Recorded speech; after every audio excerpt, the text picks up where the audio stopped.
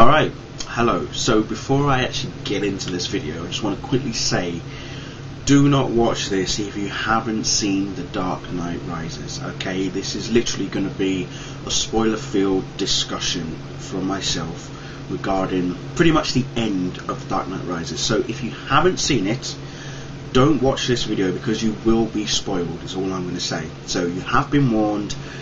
If you continue watching after I've said all this, it's your fault. I have done a spoiler-free review already, so please watch that instead if you don't want to be spoiled. Okay, right, now let's get down to the nitty-gritty. So, the end of The Dark Knight Rises, Batman appears to have died, but he obviously doesn't, because we then see him in Florence with Selina Kyle. Alfred is there, and he obviously does the nod, as it were, as he mentioned earlier in the film, that he says, you know, whenever he goes on holiday, for the 7 years that Bruce Wayne was on his, you know, journey to discovering who he should be, Alfred went to Florence like for every year, and would always sit in one particular cafe and would look towards a man and would always think it was Bruce with, you know, with a woman, and was happy that he moved on. He wouldn't talk to each other, but they would just know, kind of thing. So here we have at the end, that's exactly what happens. Then we've got John Blake, okay, played by Joseph Gordon-Levitt. Now, when he was cast, or at least before he was even cast, hint was, or people were wanting him to play like the Riddler or someone like that, and he would have been pretty good as the Riddler to some extent. But then another character came into the play, and everybody was thinking, would it be Robin, would it be Nightwing? So at the end of the movie, towards the end, after Bruce Wayne is we find out he's actually alive, he's sold off or given off away some of, you know, his prized possessions, as it were. The mansion is still is now in Alfred's name. He's given access to the cave to John Blake.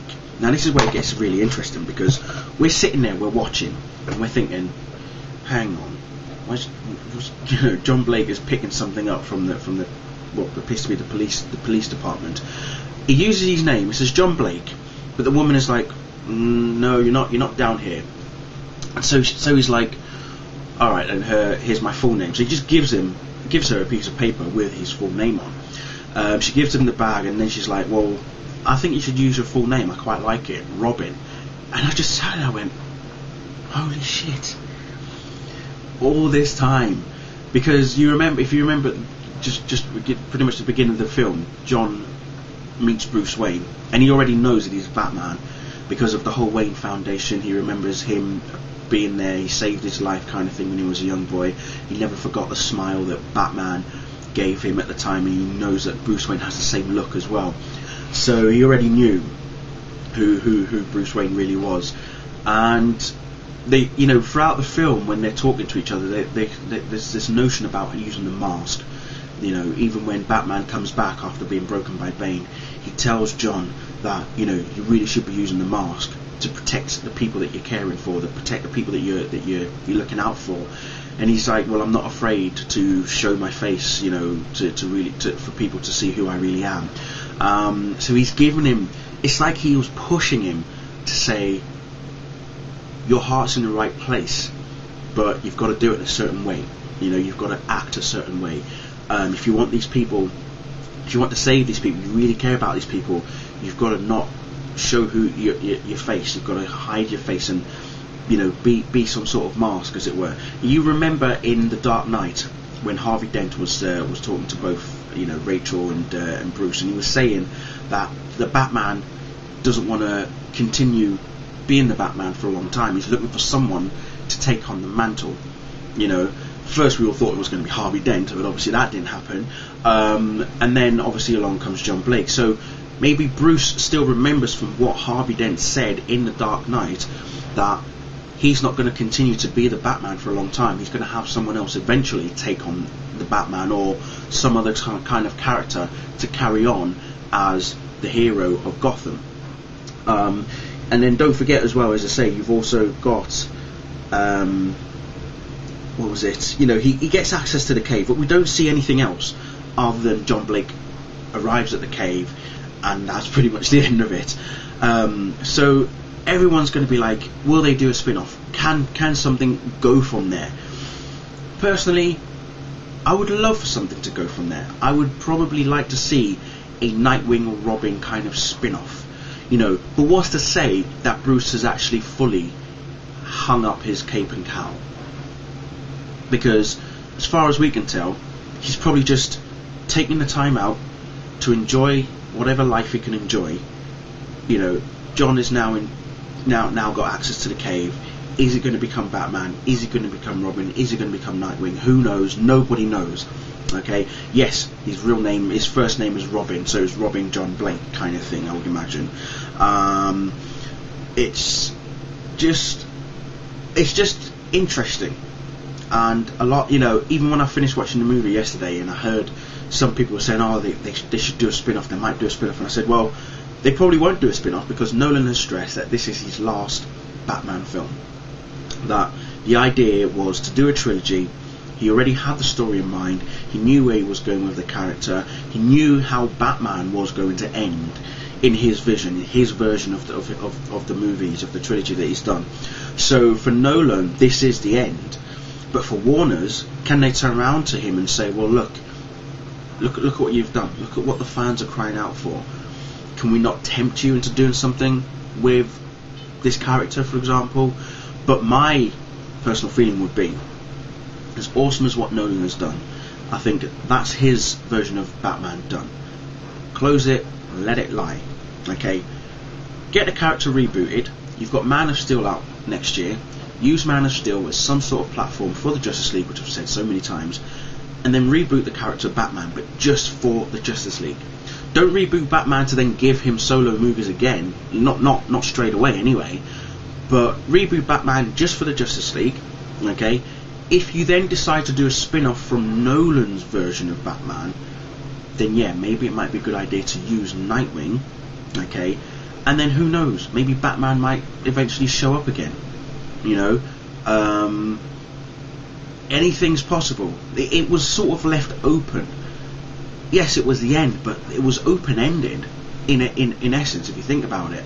I've also got to talk about Marion Cotillard's character, you know, Miranda Tate, who eventually was Talia Al Ghul. And I remember, again, I was at work, and when it was first announced that she was going to be cast, and even so many people were saying she should play Talia, even before Catwoman was even announced, people were thinking, well, she should play Talia or she should play Catwoman. And then it emerged that she was cast as Miranda Tate, but everybody obviously didn't buy that she was just going to be Miranda Tate. I mean, you only got to look at Batman Begins and realise what Liam Neeson was like. He has Henry Deckard, and then eventually he was actually Ra's al Ghul. Now, that sort of deception worked for this film if you didn't know the twist. Now, obviously, for us hardcore fans, hardcore comic book fans, we would have already known to some extent that Miranda Tate was in fact Talia al Ghul. Now, it was Bane's origin story that they used to shadow or cover Talia's origin story. Okay, they said that, you know, a mercenary fell in love with a warlord's wife, which was forbidden. She got sent to this hell of a prison in a pit. She gave birth to a son, you know, and the child eventually escaped from this prison and, you know, was released to the world, was picked up by Ra's al Ghul and trained to be part of the League of Shadows and everything, all that sort of stuff, right? But in actual fact, it was actually Talia who was the child that was born. The mercenary was in fact Ra's al Ghul. He not only got his daughter back, he went back on Talia's commands, wishes, to go back after Bane, because Bane protected Talia when she was in the pit. It was Bane who looked after Talia, and it was Talia who eventually allowed for Bane to be released into Gotham to do her bidding. Now, this again, you might think, is Bane acting off his own back, or is it because of the fact that he loves Talia? And I think it's more to do with the fact that he loves Talia. It's not because he was ordered to do those things. He did it out of the fact that he has a connection to Talia.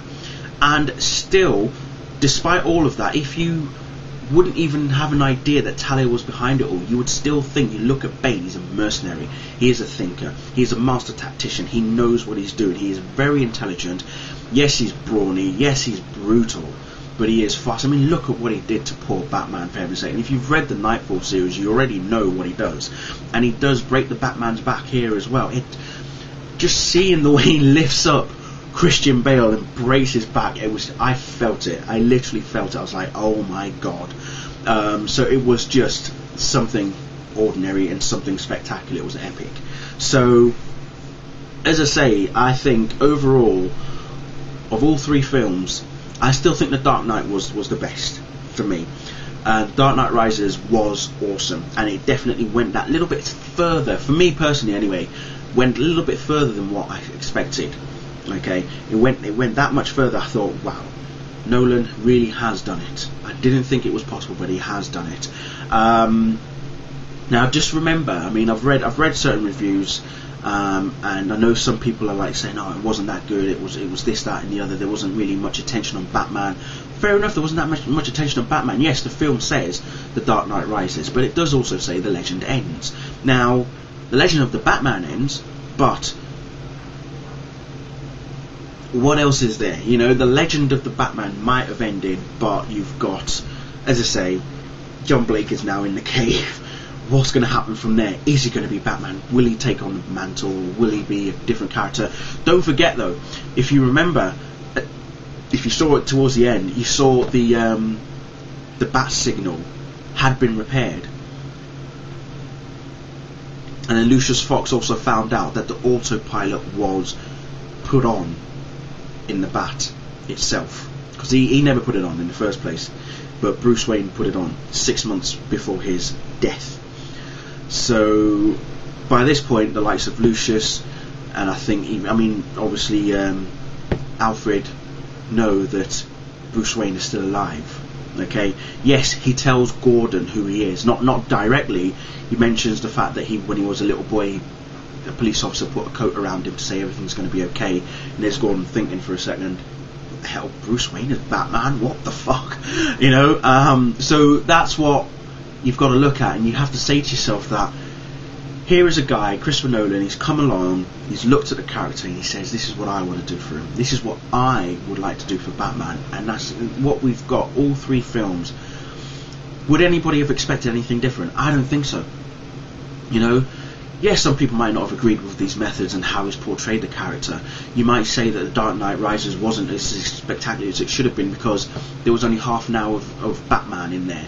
All three films didn't primarily focus on Batman. It was all about Bruce Wayne becoming Batman and the years leading up to his eventual, you know, retiring of the character.